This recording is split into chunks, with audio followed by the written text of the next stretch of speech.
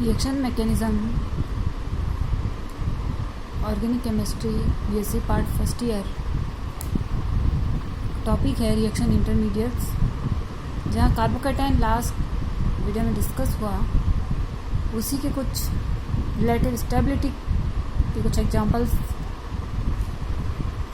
भी solve out करने हैं। फर्स्ट एग्जांपल है जहाँ एलाइलिक कार्बोकैटायन लिखा है और एक है आइसोप्रोपाइल कार्बोकैटायन। एलाइलिक कार्बोकैटायन में जो पॉजिटिव चार्ज है वो प्रेजेंट है एलाइलिक कार्बन पे, और आइसोप्रोपाइल में जो पॉजिटिव चार्ज है वो प्रेजेंट है सेकेंडरी कार्बन एटम पे, यानी ये सेकेंडरी कार्बोकैटायन है और ये एलाइलिक कार्बोकैटायन। एलाइलिक कार्बोकैटायन में कार्बन एटम पे जो पॉजिटिव चार्ज है वो क्या है, रेजोनेंस की तरह स्टेबलाइज होगा। ये रेजोनेंस की तरह स्टेबलाइज होगा और इसकी रेजोनेटिंग स्ट्रक्चर बनेगी। और जो आइसोप्रोपाइल कार्बोकैटायन है, जो 2 डिग्री कार्बोकैटायन है, वहाँ पे 2 CH3 ग्रुप हैं, दोनों का प्लस आई इफेक्ट है और साथ में यहाँ पे 6 अल्फा हाइड्रोजन है, हाइपर कॉन्जुगेशन प्रेजेंट है। तो यदि स्टेबिलिटी चेक की जाए तो रेजोनेंस का इफेक्ट क्या होगा, ज़्यादा डोमिनेंट होगा। रेजोनेंस ज़्यादा डोमिनेंट होगा तो स्टेबिलिटी किसकी ज़्यादा होगी, एलाइलिक कार्बोकैटायन की ज़्यादा होगी। किससे, आइसोप्रोपाइल कार्बोकैटायन। नेक्स्ट एग्जांपल है, यदि इन चारों में स्टेबिलिटी के ऑर्डर को चेक किया जाए तो हम यहाँ पे कितने अल्फा हाइड्रोजन प्रेजेंट है, हाइपर कॉन्जुगेशन का इफेक्ट देखेंगे, कितने एल्किल ग्रुप का प्लस इफेक्ट है, इंडक्टिव इफेक्ट है, वो चेक करेंगे। और यदि रेजोनेंस प्रेजेंट है तो हम रेजोनेटिंग या सब्स्टिट्यूटेड कार्बोकैटायन की प्रेजेंस को चेक करेंगे। यहाँ तो ये देखा जा रहा है कि फर्स्ट जो एग्जांपल है, फर्स्ट में ये सब्स्टिट्यूटेड कार्बोकैटायन है, तो यहाँ ऑक्सीजन के ऊपर जो दोनों लोन पेयर हैं उनमें क्या होगा, ये रेजोनेंस के द्वारा स्टेबलाइज डिलोकलाइजेशन होगा। डिलोकलाइजेशन होगा तो ये सब्स्टिट्यूटेड कार्बोकैटायन है और साथ में 2 मिथाइल ग्रुप प्रेजेंट हैं, तो 6 अल्फा हाइड्रोजन प्रेजेंट है, हाइपर कॉन्जुगेशन भी है, सब्स्टिट्यूटेड कार्बोकैटायन है, रेजोनेंस का इफेक्ट भी है। सेकेंड वाले स्पीसीज में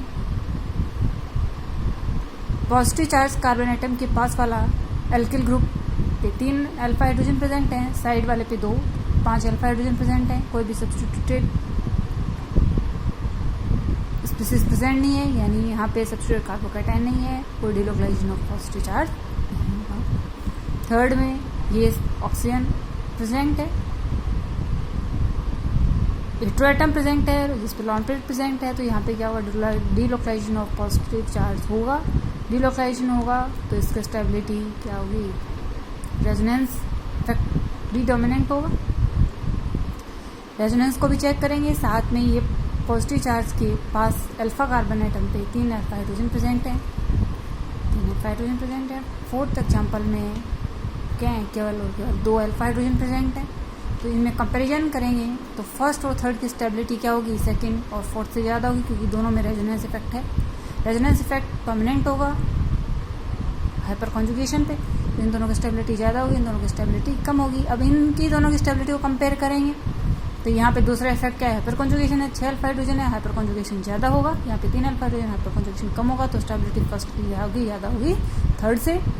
और इन दोनों में कंपैरिजन किया जाएगा तो यहाँ पे क्या है, 5 अल्फा हाइड्रोजन है, 2 अल्फा हाइड्रोजन, तो स्टेबिलिटी किसकी ज़्यादा होगी, सेकंड की स्टेबिलिटी 4 से ज़्यादा होगी। नेक्स्ट एग्जाम्पल है जहाँ स्टेबिलिटी को चेक किया जा रहा है बेंजोइलिक कार्बोकैटायन में विद सब्स्टिट्यूट। यदि बेंजोइलिक कार्बोकैटायन है और उसके ऊपर डिफरेंट सब्स्टिट्यूएंट इसकी पैरा पोजीशन पे लगा दिए जाएं, तो डिफरेंट सब्स्टिट्यूएंट में हम उन सब्स्टिट्यूएंट का इफेक्ट चेक करेंगे। फर्स्ट में है OH ग्रुप लगा है, सेकंड में OCH3 लगा है, थर्ड में CH3 लगा है, फोर्थ में कोई ग्रुप नहीं लगा है। जैसा बताया गया था कि कार्बोकैटायन की स्टेबिलिटी किस पे डिपेंड करेगी, कि जितनी ज़्यादा पॉजिटिव चार्ज डेंसिटी कम होगी स्टेबिलिटी उतनी ज़्यादा होगी। यानी यदि कोई ऐसा ग्रुप लगा है जो पॉजिटिव चार्ज डेंसिटी को कम करेगा तो स्टेबिलिटी बढ़ेगी, पॉजिटिव चार्ज डेंसिटी को बढ़ाएगा तो स्टेबिलिटी कम होगी। तो यहाँ OH ग्रुप लगा है, OH ग्रुप का क्या है, प्लस आर इफेक्ट होगा, साथ में माइनस आई होगा। OCH3 है, इसका भी प्लस आर होगा, माइनस आई होगा। CH3 है, इसका प्लस आई होगा और प्लस एच होगा। तो जब रेजोनेंस इफेक्ट डोमिनेंट है तो इसका मतलब फर्स्ट और सेकंड की स्टेबिलिटी थर्ड और फोर्थ से ज़्यादा होगी। साथ अब हम ये चेक करेंगे कि रेजोनेंस डोमिनेंट है, लेकिन रेजोनेंस इफेक्ट किसका ज़्यादा है? रेजोनेंस इफेक्ट OH ग्रुप का ज़्यादा होगा OCH3 से। तो जब OH ग्रुप के ज़्यादा होगा resonance plus R OH group का ज़्यादा है, यानी OH ग्रुप अपने लोन पेयर को ज़्यादा डिलोकलाइज करेगा तो इस पॉजिटिव चार्ज की डेंसिटी को ज़्यादा कम करेगा तो स्टेबिलिटी क्या होगी? इसकी ज़्यादा होगी, सेकंड की उससे कम, थर्ड की उससे कम और फोर्थ की सबसे कम। एक एग्जांपल लास्ट और है जहाँ बेंजेलिक कार्बोकेटाइन के ऊपर एक NO2 ग्रुप सेम ग्रुप लगाया है, लेकिन उसकी पोजीशन को चेंज कर दिया गया है। पोजीशन को चेंज, यहाँ एक में पैरा पोजीशन पे लगाया, दूसरे में मेटा और एक थर्ड वाले में ऑर्थो पोजीशन पे NO2 ग्रुप लगाया। NO2 ग्रुप का इफेक्ट क्या होता है? NO2 ग्रुप का इफेक्ट -R होगा, यानी ये रिंग से इलेक्ट्रॉन डेंसिटी को अपनी साइड अट्रैक्ट करेगा, यानी ये इस पॉजिटिव चार्ज की डेंसिटी को बढ़ाएगा। तो जितना ज़्यादा पॉजिटिव चार्ज की डेंसिटी को बढ़ाएगा, स्टेबिलिटी उसकी उतनी कम होगी। लेकिन हमें यहाँ चेक ये करना है कि किसका -R, NO2 का क्या होता है? -R इफेक्ट होगा। -R किसका ज़्यादा होगा? तीनों में -R है, NO2 का -R। अब यहाँ ये क्या है? NO2 मेटा पोजीशन पे लगाया और मेटा पोजीशन पे रेजोनेंस इफेक्ट नहीं होगा। यहाँ पे केवल इसका -I होगा, यहाँ पे इसका -R-I होगा, यहाँ पे -R और -I होगा, यानी जो रेजोनेंस इफेक्ट है वो ऑर्थो और पैरा पोजीशन पे काम करता है, मेटा पोजीशन पे केवल इंडक्टिव इफेक्ट होगा, जहाँ रेजोनेंस इफेक्ट 0 होगा। तो हम ये कह सकते हैं कि इनके स्टेबिलिटी में किसकी ज़्यादा होगी? जितनी ज़्यादा पॉजिटिव चार्ज डेंसिटी होगी उतनी ही स्टेबिलिटी कम होगी। तो यहाँ ये सभी के सभी क्या हैं? पॉजिटिव चार्ज डेंसिटी को बढ़ा रहे हैं, लेकिन कंपैरेटिवली क्या है? सेकंड वाले में -I इफेक्ट है, और -I इफेक्ट क्या है? इसका मैग्नीट्यूड कम होता है किसके कंपैरिजन में? रेजोनेंस इफेक्ट के कंपैरिजन में।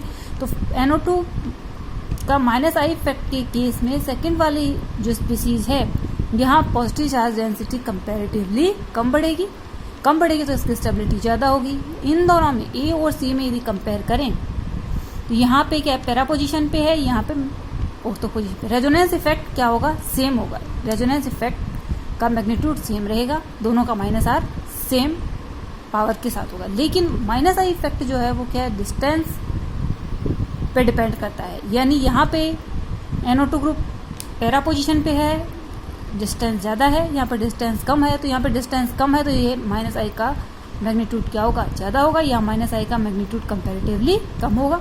तो यदि -I का मैग्नीट्यूड यहाँ ज़्यादा है, यानी ये इसकी पॉजिटिव चार्ज डेंसिटी को बहुत ज़्यादा कम करेगा, इसकी बजाय पॉजिटिव चार्ज डेंसिटी को बहुत ज़्यादा बढ़ाएगा। पॉजिटिव चार्ज डेंसिटी को बहुत ज़्यादा बढ़ाएगा, पॉजिटिव चार्ज के मैग्नीट्यूड को बहुत ज़्यादा बढ़ाएगा। -I इफेक्ट क्या होगा? ज़्यादा डोमिनेंट हो, ज़्यादा मैग्नीट्यूड ऑर्थो पोजीशन पे -I इफेक्ट ज़्यादा होगा। तो यहाँ हम क्या कहेंगे कि कंपैरेटिवली यहाँ पे -I इफेक्ट कम होगा। -I इफेक्ट जितना कम होगा, ये पॉजिटिव चार्ज डेंसिटी उतनी ही कम बढ़ेगी, मतलब ये स्टेबल ज़्यादा होगा। तो स्टेबिलिटी ऑर्डर इनका ये होगा। नेक्स्ट इंटरमीडिएट है carb A9. Carb anion are the organic ion carrying negative charge on the carbon atom. Carb anion are the very reactive species and short-lived species. लेकिन कार्ब एनायन में जैसा carbocation में carbon atom पे positive charge होता था, यहाँ पे carbon atom पे नेगेटिव चार्ज है। डिफरेंट कार्ब एनायन है। CH3 पे यदि नेगेटिव चार्ज है तो methyl carbanion, methyl group पे यदि नेगेटिव चार्ज है कार्बन एटम पे ethyl carbanion, isopropyl carbanion, benzylic carbanion, cyclopropenyl carbanion, vinyl carbanion and allylic carbanion. Formation of carb anion. Carb anion are formed due to the heterolytic fission of the covalent bond। Carbocation का formation भी हेटेरोलाइटिक fission से हो रहा था covalent bond के, इनका भी। लेकिन carbon atom is linked to the less electronegative atom और ग्रुप। वहाँ carbon atom more electronegative atom से जुड़ा हुआ रहता था, यहाँ पे carbon atom less electronegative atom से जुड़ा हुआ रहता है। The carbon atom takes away both bonding electrons and acquire negative charge by the another atom loses it. यदि इलेक्ट्रोनेगेटिविटी यहाँ पे साइड ग्रुप Y की क्या होगी, कम होगी। इलेक्ट्रोनेगेटिविटी यदि कार्बन की ज़्यादा और साइड ग्रुप की कम है तो ये जो दोनों बॉन्डिंग इलेक्ट्रॉन हैं वो क्या होंगे, पार्शियली शिफ्ट होंगे कार्बन एटम पे और हेटेरोलाइटिक फिजन होगा और कार्बन बॉन्ड पेयर के इलेक्ट्रॉन को लेगा, acquires negative charge and another species gain positive charge. Characteristic of carbon. Carbanion are the highly unstable species. They have electron-rich carbon atom, behaves as nucleophile, have 8 electron in its valence shell, hybridization होगा sp3, shape होगी pyramidal। Shape pyramidal यानी ये sp3 hybridisation है तो geometry होगी इसकी tetrahedral. Tetrahedral geometry में central atom के पास 3 बॉन्ड पेयर प्रेजेंट होंगे और 1 लॉन पेयर प्रेजेंट होगा। जब 3 sp3 हाइब्रिड ऑर्बिटल्स क्या होंगे हाइड्रोजन एटम से, जैसा कि एग्जांपल के रूप में मिथाइल कार्बेनाइन है, तो यहाँ पे 3 sp3 hybrid orbital hydrogen atom से बॉन्ड बना लेंगे और 1 sp3 हाइब्रिड ऑर्बिटल में लॉन पेयर प्रेजेंट होगा। यदि ये sp3 हाइब्रिड ऑर्बिटल में लॉन पेयर प्रेजेंट होगा तो बॉन्ड पेयर लॉन पेयर में रिपल्शन बॉन्ड पेयर से ज़्यादा होगा। बॉन्ड पेयर से ज़्यादा होगा तो रिपल्शन की वजह से जो इनकी शेप है मिथाइल फ्री रेडिकल की वो क्या हो जाएगी, पिरामिडल हो जाएगी। टेट्राहेड्रल में डिस्टॉर्शन होगा। Lone pair present in sp3 hybrid orbital. These are the diamagnetic in nature, क्योंकि यहाँ पे क्या है कोई फ्री इलेक्ट्रॉन प्रेजेंट नहीं है तो ये स्पीसीज क्या होंगे, डायमैग्नेटिक नेचर शो करेंगे। Relative stability of carbon. कार्बेनाइन की रिलेटिव स्टेबिलिटी को चेक करने के लिए भी हम वही फैक्टर्स चेक करेंगे जो हमने कार्बोकैटायन में किए, inductive effect, hyper conjugation, resonance and electronegativity. First है और इनका जो इफेक्ट है, जो इनका मैग्नीट्यूड है वो भी रेजोनेंस का ज़्यादा होगा, हाइपर कॉन्जुगेशन उससे कम और इंडक्टिव का सबसे कम होगा। फर्स्ट एग्जांपल है methyl free radical, ethyl free radical, isopropyl and tertiary butyl. यहाँ हम जब इनकी स्टेबिलिटी को कंपेयर करेंगे कार्बेनाइन की तो हम वही इफेक्ट चेक करेंगे कि यहाँ इंडक्टिव इफेक्ट काम कर रहा है, हाइपर कॉन्जुगेशन काम कर रहा है। इंडक्टिव इफेक्ट और हाइपर कॉन्जुगेशन में इंडक्टिव में प्लस आई इफेक्ट होगा, मिथाइल ग्रुप का प्लस आई इलेक्ट्रॉन रिपेलिंग इफेक्ट होगा। तो प्लस आई इफेक्ट जो है वो इलेक्ट्रॉन डेंसिटी को बढ़ाएगा। जितनी ज़्यादा नेगेटिव चार्ज डेंसिटी बढ़ेगी स्टेबिलिटी उतनी कम होगी। तो यहाँ हम कंपेयर करेंगे तो यहाँ पे 3 अल्फा हाइड्रोजन है, यहाँ 6 अल्फा हाइड्रोजन, यहाँ 9 अल्फा हाइड्रोजन और साथ में यहाँ पे 1 मिथाइल का प्लस आई, यहाँ 2 मिथाइल का प्लस आई और यहाँ 3 मिथाइल ग्रुप का प्लस आई इफेक्ट है। यानी इस कार्बन एटम पे नेगेटिव चार्ज डेंसिटी बहुत ज़्यादा होगी कंपेरिजन में इन तीनों के, और इसके पास इलेक्ट्रॉन चार्ज डेंसिटी इन दोनों के कंपेरिजन में ज़्यादा होगी और इसके पास इसके कंपेरिजन में ज़्यादा होगी। तो स्टेबिलिटी का ऑर्डर क्या होगा, मिथाइल फ्री रेडिकल सबसे ज़्यादा स्टेबल होगा, उससे कम methyl, isopropyl and tertiary butyl. Second example है बेंजैलिक और उसके पास 2 फिनाइल ग्रुप लगे हों और यदि 3 फिनाइल ग्रुप लगे हों। यदि इनकी स्टेबिलिटी को हम चेक करेंगे तो हम इनके जैसा कि कार्बोकैटायन में देखा delocalisation of negative charge, delocalisation of negative charge वहां क्या है, रिंग के इलेक्ट्रॉन आ रहे थे पॉजिटिव चार्ज डेंसिटी को स्टेबलाइज करने के लिए और यहाँ जो कार्बन आयन का नेगेटिव चार्ज है वो रिंग के अंदर डिलोकलाइज होगा। कार्बन आयन का जो नेगेटिव चार्ज अब रिंग में डिलोकलाइज होगा तो डिफरेंट रेजोनेटिंग स्ट्रक्चर्स का फॉर्मेशन होगा, जैसा कि बेंजैलिक कार्बन आयन में दिखाया गया। ये इसकी 5 रेजोनेटिंग स्ट्रक्चर बनेंगी। तो डिलोकलाइजेशन जितना ज़्यादा होगा स्टेबिलिटी उतनी ज़्यादा होगी। तो यहाँ पे इस नेगेटिव चार्ज का डिलोकलाइजेशन 3 रिंग के अंदर होगा, यहाँ 2 रिंग के अंदर होगा और यहाँ 1 रिंग में होगा। तो स्टेबिलिटी का ऑर्डर क्या रहेगा, इसकी स्टेबिलिटी सबसे ज़्यादा, इसकी सबसे कम, इसकी सबसे कम। थर्ड एग्जाम्पल है एलाइलिक कार्बन आयन और एक है n propyl carbon ion. Allylic carbon ion और एन प्रोपाइल कार्बन आयन में हम यदि इनके इफेक्ट चेक करें, यहाँ पे क्या रेजोनेंस है यानी delocalisation of positive negative charge है विथ डबल बॉन्ड। तो यहाँ पे इसकी रेजोनेटिंग स्ट्रक्चर बनेगी, रेजोनेंस प्रेजेंट। यहाँ पे क्या होगा, इस इथाइल ग्रुप का क्या होगा, प्लस इफेक्ट होगा। इसका प्लस आई इफेक्ट होगा और 2 अल्फा हाइड्रोजन इसके पास प्रेजेंट होंगे। तो यहाँ क्या होगा, रेजोनेंस इफेक्ट का मैग्नीट्यूड ज़्यादा होगा, ये ज़्यादा डोमिनेंट होगा, तो स्टेबिलिटी किसकी ज़्यादा होगी, एल्किल एनाइन की, इसका स्टेबिलिटी उससे कम होगी। नेक्स्ट एग्जांपल है alkyl anion and benzylic carbanion. Alkyl carbanion और बेंजाइलिक कार्बोनाइन में हम स्टेबिलिटी को चेक करेंगे तो हम इनके दोनों में रेजोनेंस प्रेजेंट है, तो दोनों में हम रेजोनेटिंग स्ट्रक्चर्स को कंपेयर करेंगे। इसमें एल्किल कार्बोनाइन में 2 रेजोनेटिंग स्ट्रक्चर है, यहाँ पे 5 रेजोनेटिंग स्ट्रक्चर, जिसमें जितनी ज़्यादा रेजोनेटिंग स्ट्रक्चर होंगे उसमें नेगेटिव चार्ज का लोकलाइजेशन उतना ज़्यादा होगा, नेगेटिव चार्ज डेंसिटी उतनी कम होगी, स्टेबिलिटी उतनी ज़्यादा होगी, तो स्टेबिलिटी इसकी ज़्यादा होगी। नेक्स्ट एग्जांपल है जिसमें बेंजाइलिक कार्बोनाइन है और उस पर डिफरेंट ग्रुप्स जुड़े हैं, सब्स्टिट्यूएंट जुड़े हुए हैं। यदि सब्स्टिट्यूएंट जुड़े होंगे तो हम सब्स्टिट्यूएंट के इफेक्ट को चेक करेंगे। यदि वे सेम पोजीशन पे जुड़े हैं तो हमें केवल उनके इफेक्ट को चेक करना है, और यदि उनकी पोजीशन डिफरेंट होगी जैसा कार्बोकैटायन में बताया तो हम उनकी पोजीशन को भी कंपेयर करेंगे, पोजीशन पे कौन सा इफेक्ट ज़्यादा डोमिनेंट होगा, कौन सा कम डोमिनेंट होगा। यहाँ जो एग्जाम्पल दिया गया है उसमें ये बोला है कि यहाँ कोई ग्रुप नहीं जुड़ा है पैरा पोजीशन पे, यहाँ पे NO2 ग्रुप जुड़ा है, यहाँ OH ग्रुप जुड़ा है और यहाँ CH3 ग्रुप जुड़ा है। हम इनके इफेक्ट को चेक करेंगे तो हम ये देख रहे हैं कि NO2 ग्रुप का क्या होता है, -R इफेक्ट होता है, ये रिंग से नेगेटिव से इलेक्ट्रॉन डेंसिटी लेगा, तो यानी ये इस चार्ज डेंसिटी को कम करेगा। OH ग्रुप का +R इफेक्ट है, ये रिंग को देगा तो ये नेगेटिव चार्ज डेंसिटी को बढ़ाएगा, यानी ये वाला नेगेटिव चार्ज डेंसिटी को कम करेगा, ये बढ़ाएगा, और ये CH3 है तो ये बढ़ाएगा लेकिन इसके कंपैरिजन में कम बढ़ाएगा। तो जितनी ज़्यादा नेगेटिव चार्ज डेंसिटी होगी स्टेबिलिटी उतनी कम होगी। तो इनकी स्टेबिलिटी को यदि हम चेक करें तो यहाँ ये सेकंड वाले की स्टेबिलिटी सबसे ज़्यादा होगी, क्योंकि ये NO2 के -R इफेक्ट के कारण ये रिंग से इलेक्ट्रॉन डेंसिटी लेगा और इसकी नेगेटिव चार्ज डेंसिटी को कम कर देगा, और ये रिंग में इलेक्ट्रॉन देंगे और ये इस नेगेटिव चार्ज डेंसिटी को बढ़ाएंगे। यहाँ पे इसका +I होगा और +H होगा, तो ये भी क्या है, रिंग के +I और +H की वजह से ये भी इस इलेक्ट्रॉन डेंसिटी को भी बढ़ाएगा।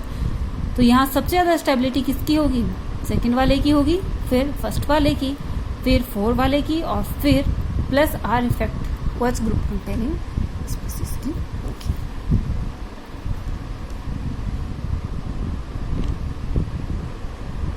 ये है इस टाइप का रेजोनेटिंग स्ट्रक्चर मिलेंगी यदि NO2 ग्रुप का -R इफेक्ट हम चेक करें। नेक्स्ट एग्जांपल है CH2 double bond CH- and HC triple bond C-, यानी इलेक्ट्रॉन एक्टिविटी को हम चेक करेंगे। इलेक्ट्रॉन एक्टिविटी कहाँ चेक करेंगे, negative charge containing carbon atom पे, या negative charge containing carbon atom sp2 hybridised है, या negative charge containing carbon atom sp hybridised है।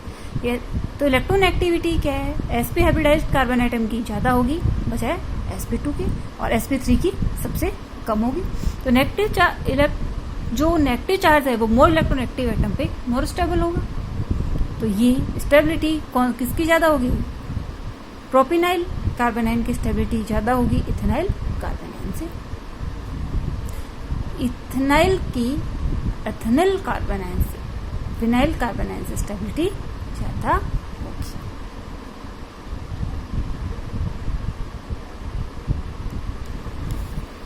नेक्स्ट एग्जाम्पल है यहाँ, ये डिफरेंट एरोमेटिक कार्बोनाइन शो किए गए हैं। एरोमेटिक कार्बोनाइन में स्टेबिलिटी को यदि हम चेक करें तो यहाँ हम देख रहे हैं कि 3 मेंबर रिंग है, उसके अंदर एक डबल बॉन्ड है, यहाँ 5 मेंबर रिंग है, यहाँ 7 मेंबर रिंग है। यहाँ रिंग के अंदर डिलोकलाइजेशन होगा इस नेगेटिव चार्ज का, यहाँ भी होगा, यहाँ 2 डबल बॉन्ड है, यहाँ 3 डबल बॉन्ड है। तो जितना ज़्यादा डिलोकलाइजेशन होगा स्टेबिलिटी उतनी ज़्यादा होगी। तो इसकी स्टेबिलिटी सबसे ज़्यादा, इसकी सबसे कम और इसकी सबसे कम। लास्ट एग्जांपल है कि यदि एक एरोमेटिक कार्बोनाइन और साथ में एक बेंजाइलिक कार्बोनाइन प्रेजेंट हो तो इनकी स्टेबिलिटी को यदि हम चेक करेंगे तो किसकी ज़्यादा होगी। यहाँ भी एरोमेटिक कार्बोनाइन की स्टेबिलिटी ज़्यादा होगी। क्यों? क्योंकि एरोमेटिक कार्बोनाइन में जो नेगेटिव चार्ज है वो रिंग के अंदर डिलोकलाइज होगा इस तरीके से, और यहाँ नेगेटिव चार्ज यानी यहाँ रेजोनेटिंग स्ट्रक्चर ज़्यादा बनेंगी, यहाँ रेजोनेटिंग स्ट्रक्चर कम बनेंगी। और साथ ही यहाँ जो नेगेटिव चार्ज है वो रिंग के 5 कार्बन पर डिलोकलाइज होगा। यहाँ पे जो नेगेटिव चार्ज है वो केवल रिंग के 3 कार्बन एटम पर डिलोकलाइज होगा। तो डिलोकलाइजेशन ऑफ नेगेटिव चार्ज जितना ज़्यादा होगा, स्टेबिलिटी ऑफ कार्बन एटम उतना ही ज़्यादा होगा।